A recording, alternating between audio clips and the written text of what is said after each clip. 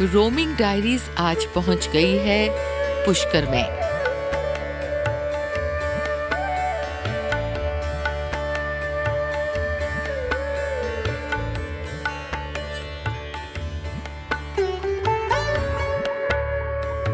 पूरी फैमिली रेत के टीलों से घिरे हुए रास्ते से गुजरते हुए पुष्कर पहुंची।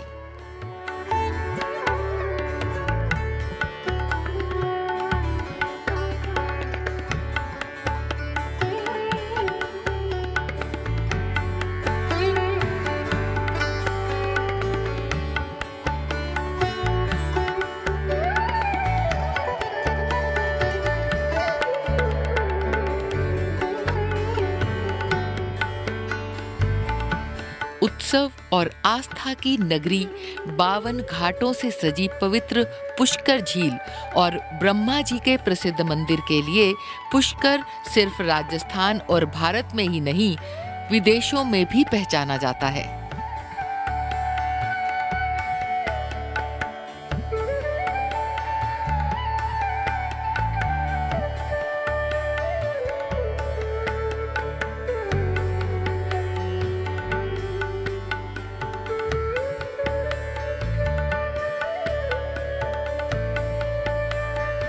ब्रह्मा मंदिर पुष्कर जगत पिता ब्रह्मा मंदिर के रूप में भी जाना जाता है।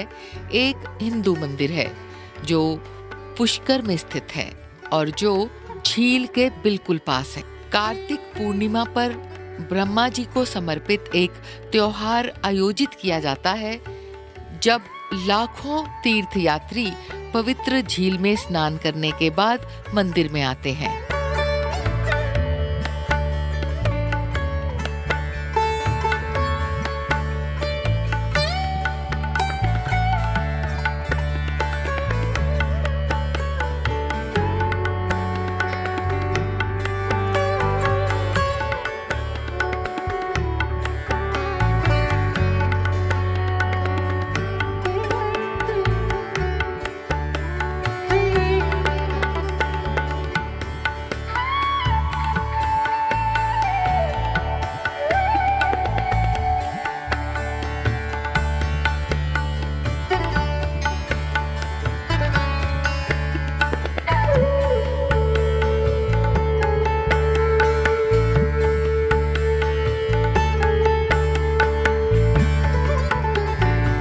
मंदिर के बारे में वहाँ के लोकल पंडित जी ने हमें विस्तार से जानकारी दी।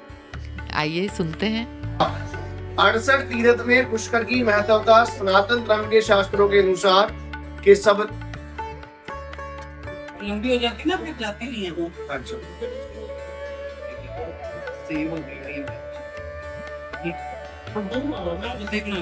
के 68 तीर्थ में पुष्कर की महत्वता के सब तीर्थ बारंबार, पुष्कर तीर्थ एक बार। ये जब पुष्कर हो गया तो सारे तीर्थ हो गए, क्योंकि जन्मदाता भगवान ब्रह्मा ने सृष्टि को यही से रचा है। तो सनातन धर्म में पद्म पुराण के अनुसार सतयुगम केवलम पुष्करम, ये स्थान सतयुग का है। त्रेतायुगम नैमिषारण्य, त्रेतायुग का नाम नैमिषारण्य। द्वापरयुगम कुरुक्षेत्र, हरियाणा जहाँ मिट्टीलाल है। द्वापरयुग का नाम कलियुग तृतीय प्रथम चरण गंगे यानी कि हरिद्वार, तो जहाँ आप आए हैं ये स्थान सतयुग का है।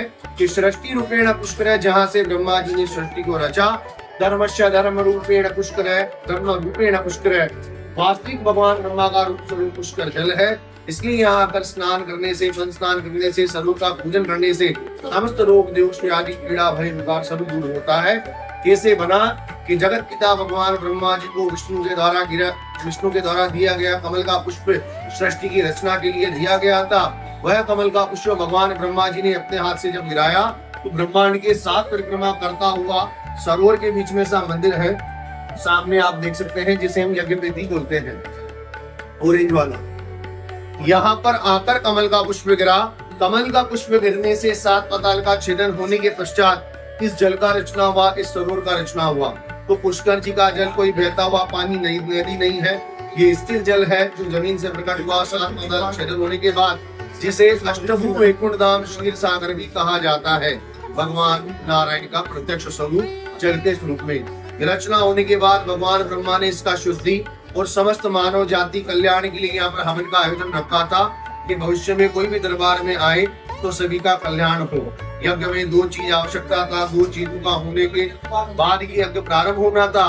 वो 2 चीज था, प्रथम शुभ मुहूर्त और दूसरा धर्म पत्नी।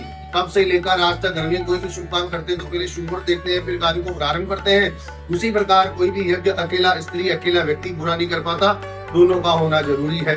भगवान ब्रह्मदेव का जो शुभ मुहूर्त आया वो उनकी कठोर तपस्या करने के पश्चात एक ही बार आया।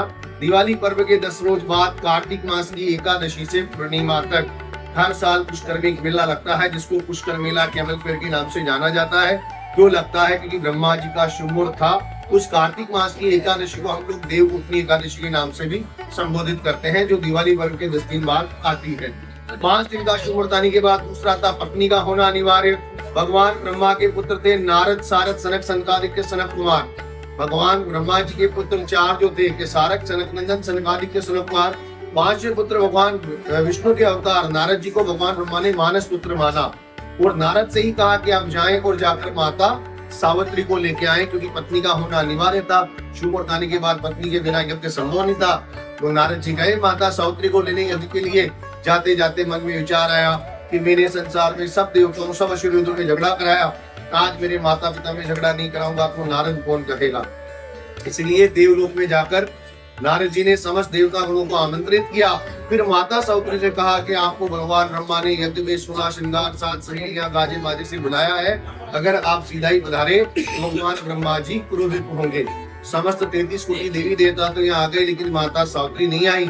तब ऋषिगण कहने लगे भगवान ब्रह्मा आपका शुभ निकला जा रहा है, यज्ञ का प्रारंभ करेंगे, शुभ बार बार नहीं आता। इस कारणवश भगवान ब्रह्मा जी ने दूसरा पत्नी का रचना किया, जिसका नाम मिलाया वेद माता गायत्री, जिसका रचना इंद्र और कुबेर के द्वारा हुआ है।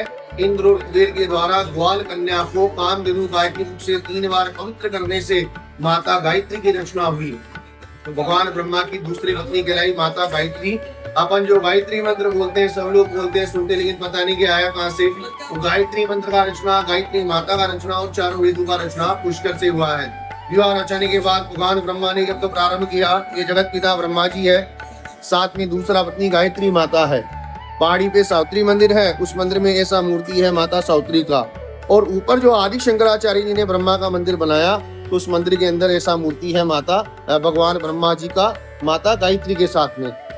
विवाह रचने के बाद यज्ञ प्रारंभ किया। ये जगत पिता ब्रह्मा और गायत्री ये यज्ञ का पेटी है। यज्ञ प्रारंभ हुआ। यज्ञ जब प्रारंभ हुआ तो यज्ञ में ओम स्वाहा का आहुति लगा, जो पूरे ब्रह्मांड में गूंजा।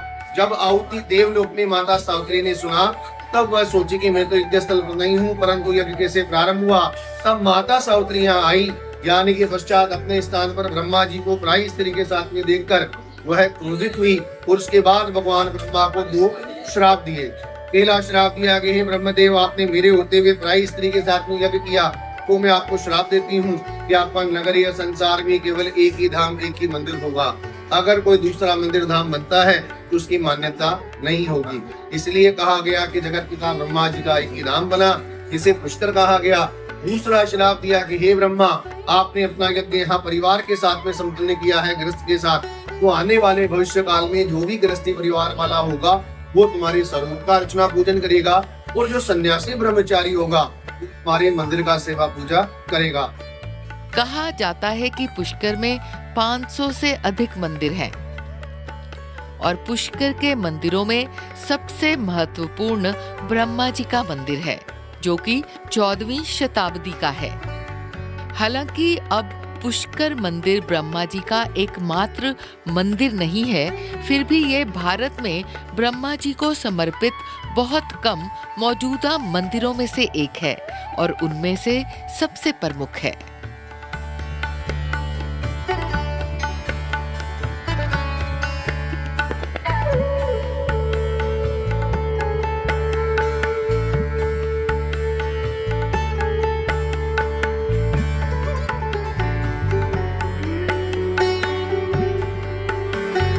सुबह से शाम कब हो गई हमें पता ही ना चला, और अब हमें जाना था अपने अगले डेस्टिनेशन की ओर। डेस्टिनेशन क्या होगा, इसको जानने के लिए देखते रहिए रोमिंग डायरीज। Good bye.